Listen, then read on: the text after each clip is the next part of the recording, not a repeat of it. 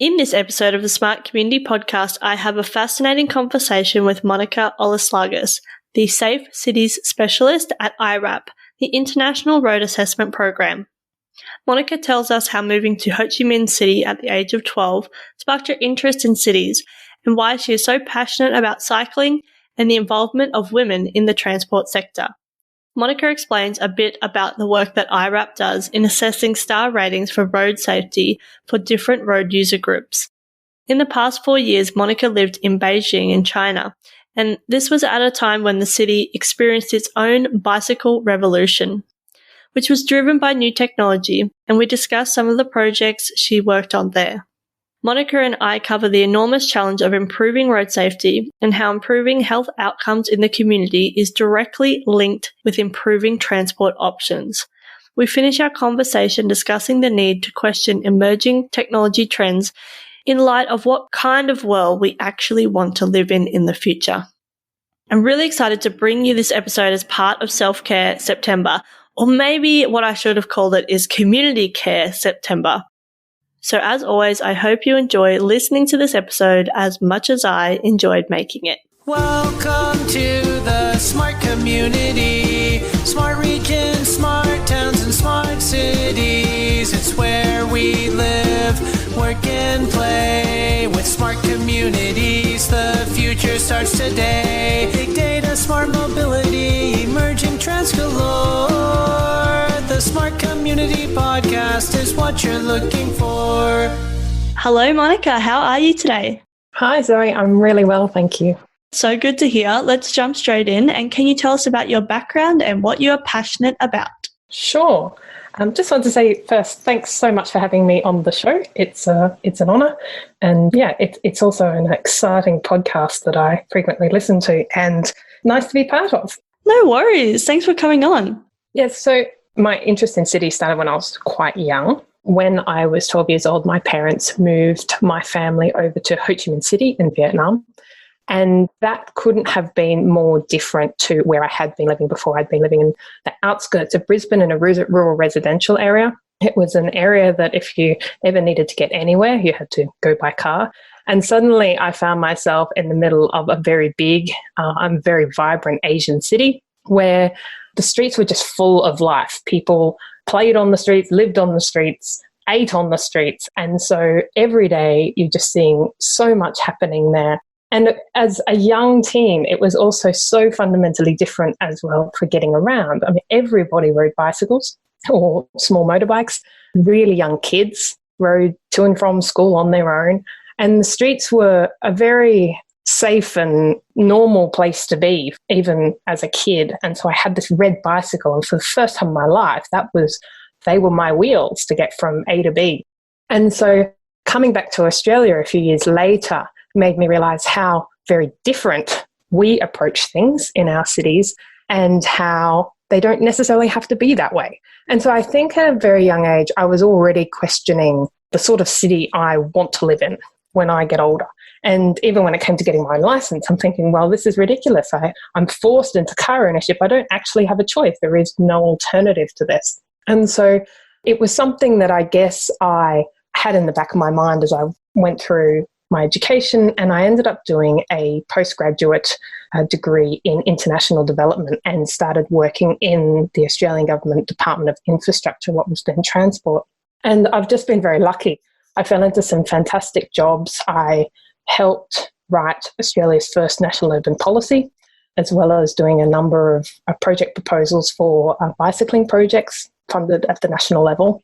I then moved across into the high-speed rail studies and worked on that for a couple of years, which was fantastic. And then I moved to China, where I've been living for the past 4 years. I've just moved back to Canberra 6 months ago. And that was also just a really cool experience. While I was in China, I started working for a very small but global road safety organisation. So I'm the organisation's name is IRAP, and I'm their Safe City Specialist. And I got to work on projects across China, but also right throughout the region. And I also work in their research and development side of things. So I work a lot with different organisations in both the US and Europe on urban road safety.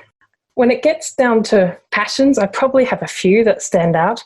Bicycling, one probably born out of my days in Vietnam that has continued on. And it's not so much cycling for sport or fitness, it's very much about having bicycling as a normal, everyday thing that people do to get from A to B. So as a fundamental part of our transport system.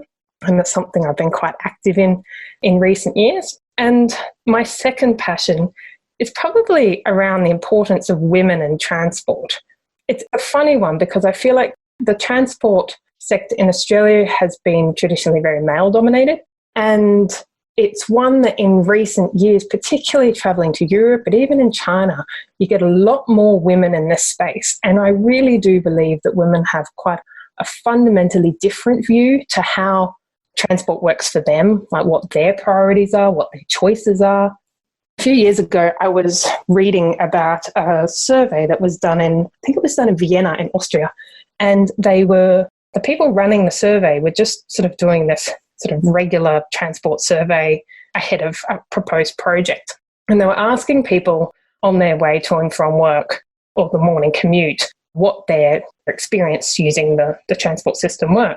And the observation was really interesting because they said the men spent about 2 to 3 minutes filling it out and generally had very straightforward responses. So at every day, Monday to Friday, they're taking this particular route to work, and at the end of the week, they're going back. And they said the women, it was entirely different. They were spending in excess of 10 minutes writing out their responses.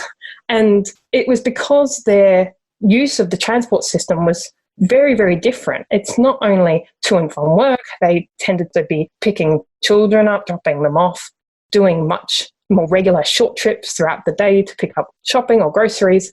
And then they realised that if you just have the views of a traditional male-dominated area in planning a transport system, you're actually going to leave out what is important to 50% of the population. And so it was just a quirky little article, but it really stuck with me. And working in the road safety space now, I'm very conscious that you've got to have more female voices in there to help shape what transport looks like in the future. That's really topical for me right now because I've just been on this Churchill Fellowship and I'm writing the report at the moment. I'm nearly finished, actually 97% done. And one of my biggest realizations was that me being a woman traveling alone actually affected my ability to research mobility. And what does that actually mean? And how do we kind of close that gap? And all these things that we as women are thinking about all the time, that it's not that the men don't care, it's just that they have never had to think about that before traditionally. And now the network's being used so differently by all these different people and, in different ways. And we're just trying to fit ourselves into a network that has been designed for the traditional route of going to and from work, 9 to 5, etc. And now that looks so differently. Men are using it differently. Women are using it differently. People of all different abilities are using it differently. And what does that actually mean for our network? And how can we actually change the way we are planning and designing these things to bring in those needs front of mind? So you're talking my language. And it's something I have been really focusing on the last few months because I've just got back from this and what to do next about this as well. It's such an important question, and there are so many things happening in the transport space and so many things happening outside of it that influences that it's about trying to find a way through that. The future of transport planning has to be one that is quite flexible and responsive. And I think some of our more traditional approaches, which have been quite long-term, very consultative, which is not necessarily a bad thing, but it's a way that if things are planned so many years in advance, workforces can change in that time. And I think we're going through one of those transitions now. Your point exactly about how men and women and everybody is starting to use transport systems differently. The influence of that can simply be on more casual work and different work hours and even remote working and things that are very rapidly changing in the way we actually approach things. And I also think there's a gap in the data. And so I've been reading some books on it and articles and things at the moment. But what we actually need from our network, there is that data gap. And typically it's a gap in the people that aren't using the network in a way that during peak time and that type of thing. So how does that actually shape the way the network looks like if we don't have all of the data to make the decisions? Yeah, and that's actually something that is quite front and centre to the work that I'm doing at IRAP. I might just explain a little bit about IRAP. So it's a small organisation that works on road safety. We're active in over, or have been active in some way, in over 100 countries around the world. And so for a small team of around about 20 people, we've had this enormous impact around the world, it's a very cool and exciting place to be. So IRAP itself, it stands for the International Road Assessment Program.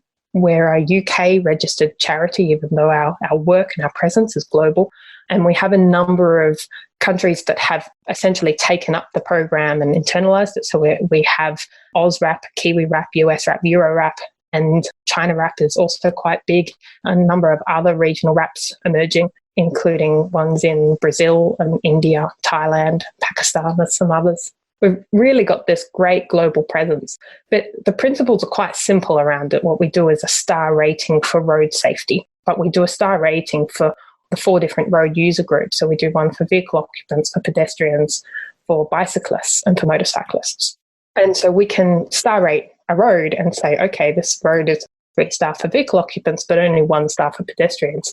And so it really starts to bring out that data, that the inbuilt risk in the infrastructure to the forefront, and saying, okay, like you can no longer build a road in an urban area and not have a decent star rating for pedestrians, because it becomes a moral argument. And so it's a really effective tool. It's quite cool, but absolutely central to that is data. And it's amazing when sort of trying to deal with what is a very, very big road safety issue around the world. It's 1.25 million lives every year are lost to road crashes. We've got 50% of the death rate on average in cities of pedestrians, but that goes up to, in lower middle income countries, that figure can be up to 80, even 90% of road pedestrians. And so we're really facing this enormous challenge. And when you try and start addressing the challenge, you realise that, well, one, the crash data simply isn't available in so many places.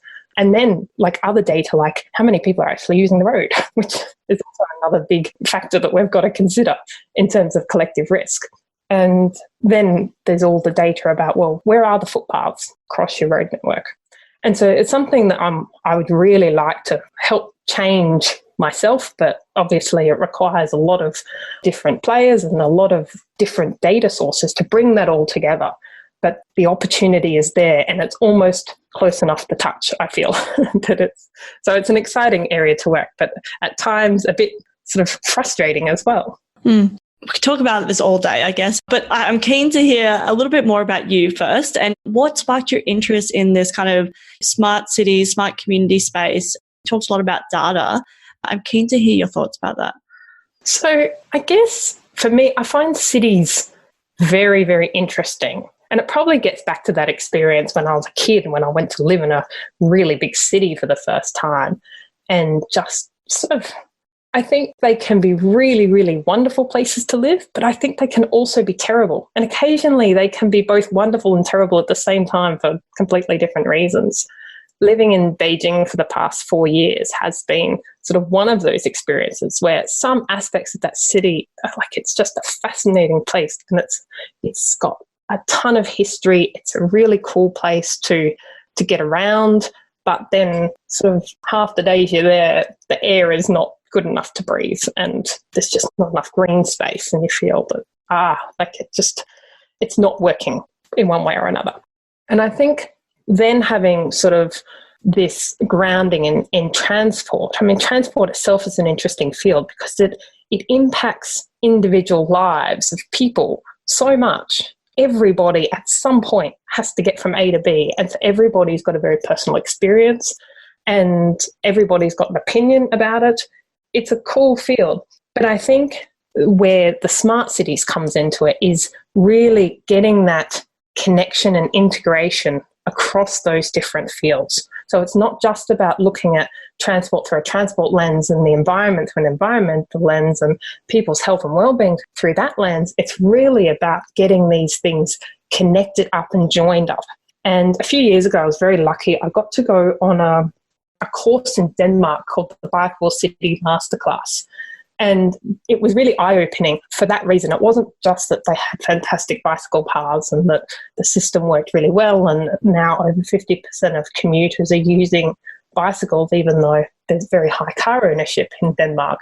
It was that the health ministries and the environmental ministries and the transport ministries were all talking all of the time and understanding that if you want to improve health outcomes, you've got to improve transport options for people. And in fact, they made a conclusion in Denmark that bicycle paths, or the provision of bicycle paths so people can cycle, had as big an impact as preventing tobacco use. It was quite ironic, given that lots and lots of Danes still smoke. But the health disbenefit of that has almost been offset by the bicycling.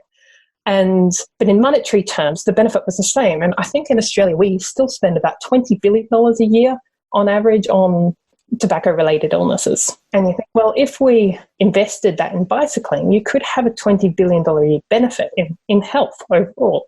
And I don't believe about the barriers. I mean, this is a bit of a separate issue, but there's a lot of excuses in Australia as to why, well, it's fine for Denmark, but not for us, sort of thing. So little bit off topic. No, I agree. And it was one of the things, so I've just in this Churchill Fellowship researching mobility, smart mobility, whatever you want to call it. But essentially it was looking at the current transport network.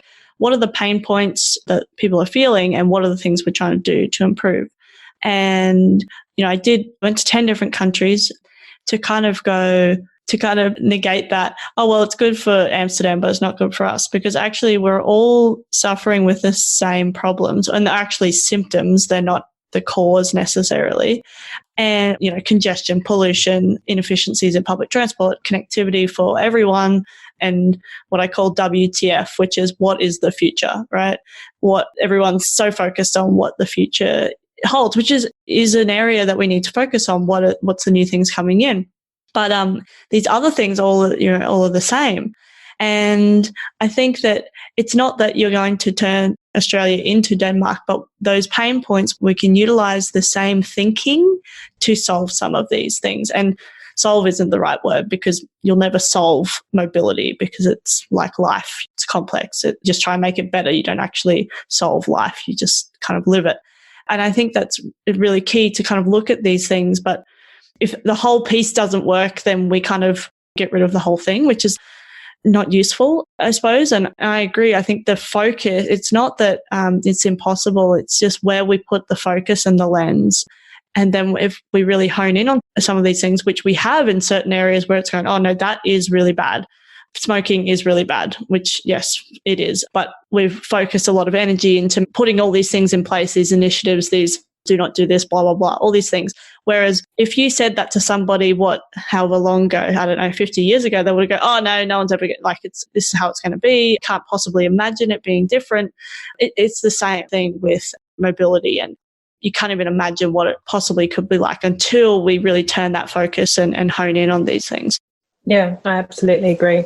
And I think at the end of the day, smart cities has to have a human focus to it, not so much a technology focus. I think technology is an enabler in some of these things, but it's certainly not the end game. And I think the more we realise that cities ultimately are going to have to serve as healthy and equitable places for people to live long term and sustainable, and that people's lives and their health and well-being is central to that, is where we need to be heading. And we need to be quite clear. It doesn't matter where you are in the world, but you need to be quite clear about where you want to be and not lose sight of that. Because I do think when it comes to different ideas and thinking, I mean, back in the 50s, it was around creating urban highway networks or expressway networks in order to make transport across the city more easy and quicker, but for the real purpose of attracting bigger workforces to places.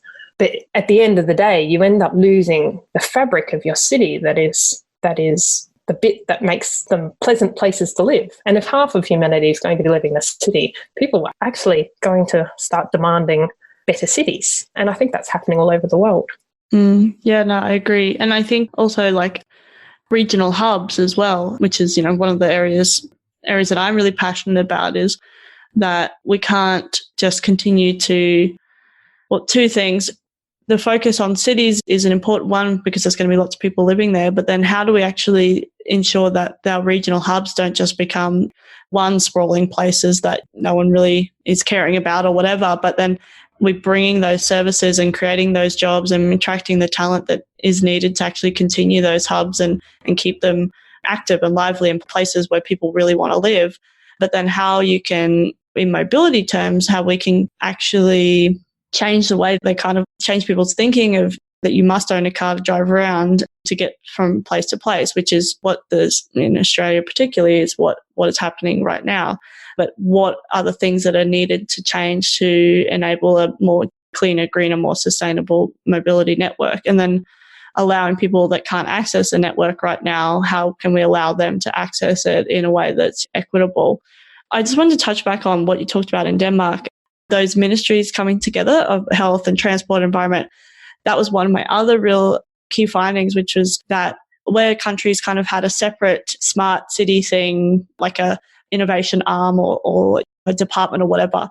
In the long term, maybe we don't need that. But right now, what it does is it brings those important disciplines together and kind of cuts through the, oh, well, I'm only talking about health, I'm only talking about transport. Because when you bring it in and actually have somebody with the headspace to think about what are these other areas that it's affecting, and they have no real agenda for just their getting the health budget or whatever, that seems to work really well. And you can get not just public sector working together well, but actually bringing the private sector in, bringing the startup ecosystem in, bringing the community in, because there's kind of like this space which is dedicated and has the right time, money, effort, resources available to actually do that. Yeah, I think that's a really good point. And I think getting those cross-discipline fields actually happening. I mean, things are changing quite rapidly. I mean, I remember back when I was at university, pretty much land use planning and transportation, so road engineering, were all very separate and discrete fields. And even in sort of the years soon after that, there was a lot more about urban design that brought in the transport and the land use planning. I think there's even bigger challenges then to cross over from sort of the land use and transport side of things then into the environment, sustainability, and then again into the health. But I think it is starting to happen in some places. And I think in other places, it's far more challenging. Yes, there's a lot of things at play here. Like it's quite easy when you're kind of sitting in a place that has, high wealth and no corruption and stuff like that. It's not impossible, but it's actually though looking at those supporting mechanisms that are required. So, like opening up decision making and opening up transparency. The only way you can do that is by having, those cross disciplines, because you can't really work together if it's not open. And then if you bring in private sector and public sector setting the rules at play, then how you can bring in people so then it's fair and equitable across the board. It's definitely not easy, but I don't think anything in life is meant to be that easy. And I think the other thing we see in this space is that everywhere is different. It doesn't matter what kind of technology or what innovation happens. It's no two things are the same. And it's actually been a really exciting experience to go around the world and see how cities all over the place are doing things and going forward, but it's all in a slightly different way. Being in China, particularly, and seeing the sort of the change and the momentum and energy around the development in Chinese cities was quite fascinating. The sharing economy there has reached levels that I don't think exists anywhere else yet. So they have their equivalent of Uber, Didi, which was a local brand that existed there before Uber did. They ended up buying out Uber in China. But Didi is enormous. It's rideshare. The apps and interface are very, very well advanced. The service is fantastic and was much needed, often in cities where the taxi system was not so great. But then you've also got the bike share which I think mostly gained a bit of negative attention outside of China, but in China, it fundamentally changed things. And so I arrived in 2015, at the beginning of 2015, and I had my bicycles and I was riding around the streets and realized that there was actually no one else on bicycles. So occasionally you'd see usually a very elderly person, probably poor person on a bicycle. You'd occasionally see other foreigners, but apart from me on my bike, there were rarely any other bicycles around on the street at that time. And at the end of 2015, Mobike, which was the first of the share bike companies, started up. And within months, there were millions of bicycles on the street. So very soon after Mobike started up, OFO, so they had bright yellow bikes. Very quickly, the field got crowded by about 30 other companies with bicycles everywhere. And yes, there were bicycle mountains, but all in all, it was, people love these things. And so I lived on a back lane, and every Sunday, probably the first 2 years, I'd see families out there and they would unlock one of these bicycles and the whole family would be learning to ride a bike, because they've sort of just gone through sort of a generational gap where nobody had actually learnt to ride a bicycle as a kid. And so suddenly you just have millions of people on bikes. I mean, it just genuinely changed things overnight. I mean, it's my wildest dreams come true for a city for that to happen anywhere. But it happened not just in Beijing, but right across China in different places. I mean, Beijing was very fortunate that it preserved a lot of its bicycling infrastructure on its roads. I mean, mostly the lanes had been converted into car parking lanes and different things. But very quickly, the city then responded, and they set a target to put in 3,200 kilometres of protected bike lanes within the third ring road. So I'm talking about the centre of Beijing, which they did. They achieved that. But it was quite incredible, the rate of change that you'd see. Every time I left my house, there was a new bike path or a new bit of fence that would protect an existing bit of bike path, or the bike path had moved overnight.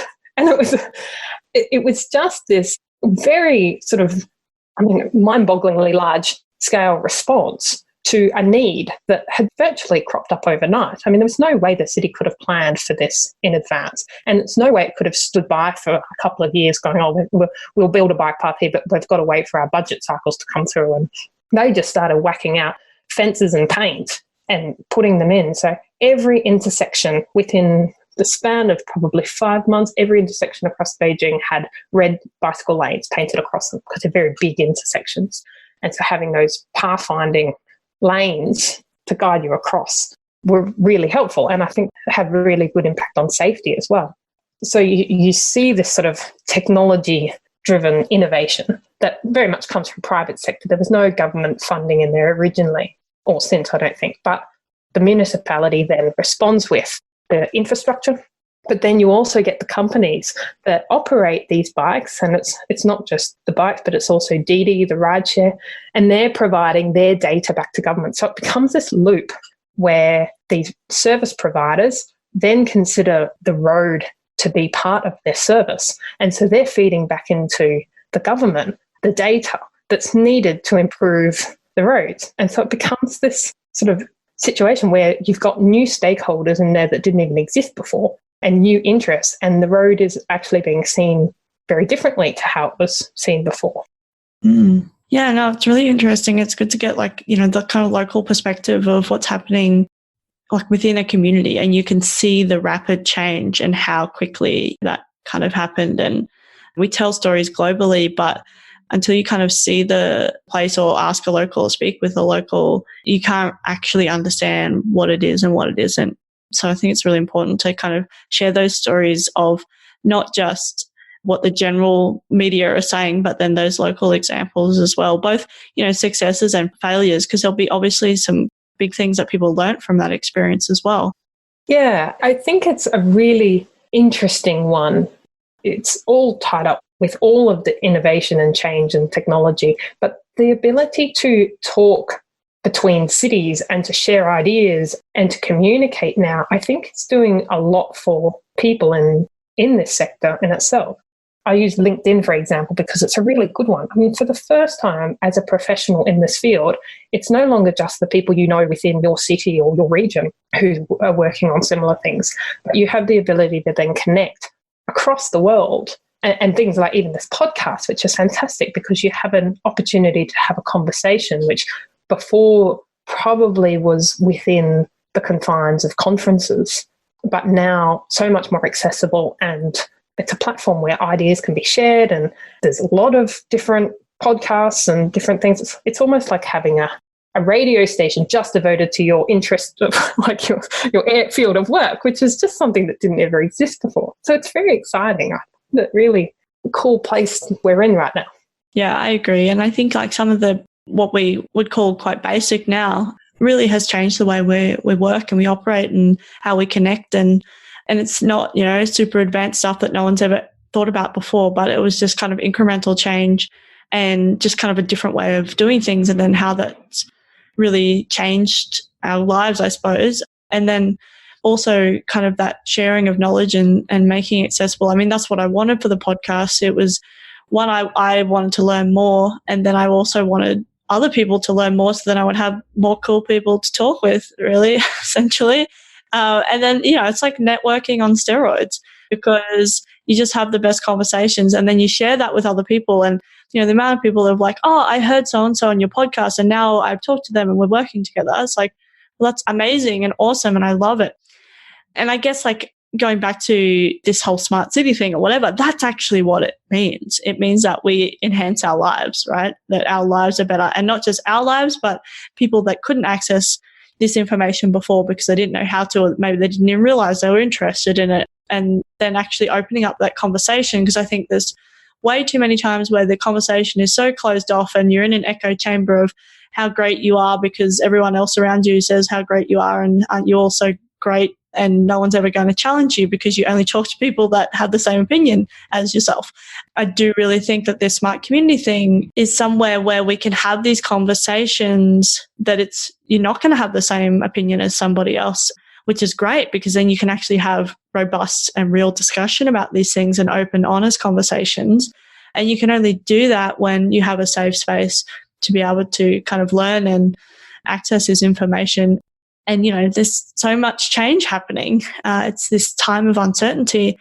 But if we don't do anything, then we just let it happen to us. And I think that's where like the smart community thing comes in. Well, no, we can actually be involved no matter what your background is. You don't have to be a coder or whatever. I just don't think this movement, which smart city, whatever you want to call it, I don't think it will go away easily, because I think it's the right one to actually bring together placemaking, bring together, mobility, bring together the community, that human aspect, while also keeping front of mind that we can't keep doing things the way we've always done them. And the change now isn't just based on what the CEO or the Prime Minister or whatever is wanting. It's actually coming from the people. And that will be the change that we see in the world. Yeah. And I really hope it makes people a little bit braver as well. I think we're always worried to try new things on some level or another. Particularly, I feel this in transport in Australia a little bit. It's just nobody really wants to change things up too much because they have no idea what the consequences will be, and it could be disastrous. But actually, when you see different places and examples of where things are trialed, and particularly for me in the safety space, where you see some innovative things going on, and yeah, you might not get it completely right the first time, but if you get in there and give something else a go, you might actually be surprised. And I think that's where people looking at those examples and learning from them suddenly go, oh yeah, actually, I don't need to feel quite so worried because that it worked in that place, so let's give it a go here. And it does make us a bit braver. We did this really cool project in Yangpu district in Shanghai. So Yangpu is one of the older areas. It was actually the first textile manufacturing district in China. So the first place fabric was made. So it's got lots of these really cool old factories along the waterfront, and they're turning them into cafes and art spaces. And so it's quite a cool place. But there's a lot of universities around there as well. The city has, Shanghai has quite big roads. They're not quite as bicycling friendly as Beijing streets. And with the university students in particular, they tend to have a lot of books. And so they use the wheelie bags, like luggage bags, but the footpaths are really rough. And so when we were doing our assessments in Yangpu district, you could see all these people, young people, walking up and down the tarmac on this road with their wheelie bags. And the city was saying, oh, this is such a problem. We can't get them to walk on the footpath. And so we worked with the city and the World Resource Institute to improve the design of this road. So the road is called Zhengtong Road, and it was a two-way road. So they made it a one-way road, but with two-way bicycling lanes on each side, and then upgraded the footpath. And it completely changed the way this road worked. But it was really funny. I went there halfway through construction, so only half of this bicycle lane was built. And while the workmen were still there with the jackhammers on one end, people were riding up to the start of the bicycle lane and lifting their bicycle over the curb to get onto the lane and would continue riding along. So right at that point, you could see, hey, this is working for someone. But it was quite funny. So that particular example was fantastic, and the city then received a 5-star certification for pedestrians and bicyclists on that road. But we went to another district very close by, still in Shanghai, and they looked at what we were proposing and they said, oh, this doesn't meet our specifications. This would make the road more dangerous. Like, oh, actually, these people in a few districts over have just done it, and it's worked out really well for them. And so you could see suddenly their eyes going, oh, okay, so maybe if we make a decision outside of the box, like, it's going to be okay and we can try this. And yeah, it's since been great. This particular district then had a number of assessments done and had a number of challenges, and they're actually raising the next big road safety challenge for them, which is heavy vehicle crashes with pedestrians and bicyclists. And so that's the next big thing we're doing. But what we ultimately do there will probably then have a bigger impact on the rest of China. We're like, oh, they solved that problem. So sometimes you feel like you're working in quite small spaces. Then you realise the impact of this it's huge. It's huge, yeah. And you talk about like the courage, or the takes one person to have that bravery or courage or whatever to go, okay, no, we're going to do this a bit differently. And then the ripple effect, or the spiderweb effect of that, if one person says, oh, yep, cool, we're going to give this a go, then it makes it safe for other people, which is awesome. It is. Okay, well, we've kind of run through all of those questions. I just want to finish on these last two, which is, what are the emerging trends that people aren't talking about enough? I think this is a bit of a difficult question, because when I think of trends, I guess I'm thinking of the things that are being talked about. It's just that sometimes it's hard to know what the trend actually means.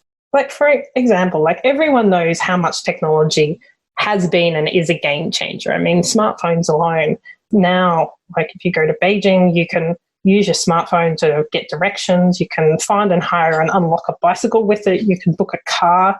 It tells you how many calories you burned on your trip. Use your smartphone to pay for everything there. It's how you have group conversations. It's how you get your news. Like, it's absolutely endless how that small device has impacted lives, particularly in China, which was probably a couple of steps behind where most high-income countries were with technology up until that point. So I think it's hard to see where the next 5 or 10 years might take us.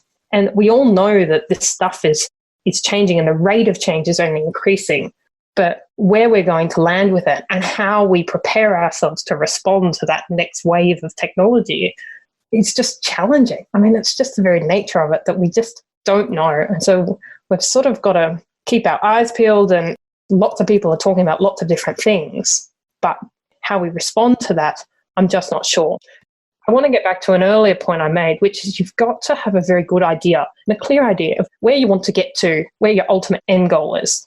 And I think for me, autonomous vehicles is one of these, because so often in the transport space, that's what people are talking about. And while I think, yes, the technology is certainly moving in that direction, is it something that we necessarily want? Like, is a car without a driver any better than a car with a driver, ultimately? And what happens when, instead of cars spending 90% of their life parked somewhere, that they're suddenly all on the roads? And I think there's lots of questions and issues that I don't think people have properly thought through. And the technology itself, I mean, it's very hard to make sure that a automated vehicle would be able to anticipate other road users, like non-vehicle road users. And so there's a lot of issues there. And I feel like sometimes those sort of things drive people to go, oh yeah, it's a new technology. Like that's where we're going. That's where the future is. And it's like, well, it doesn't have to be. Like the future could be bicycles. It could be walking. It could be lots of things. What I hope it is it's all of those things in some way or another.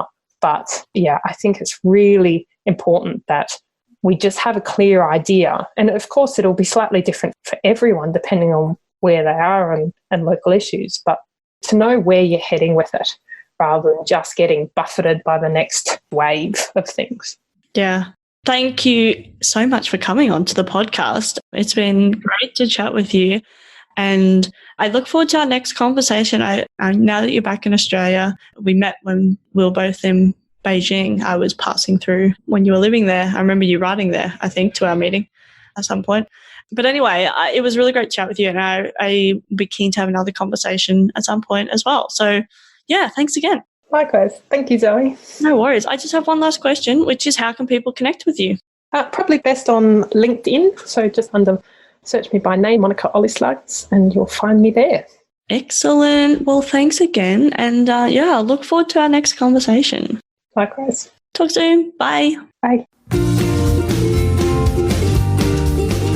Thanks so much for listening to the Smart Community Podcast. Show notes for this episode and all other episodes are available on our website, mysmart.community.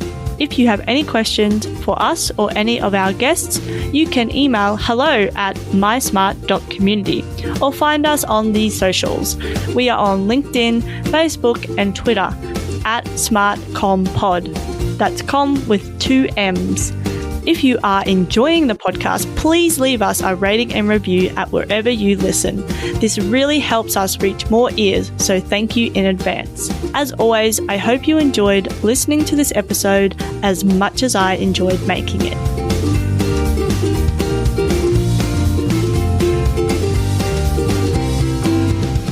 The Smart Community Podcast is what you're looking for.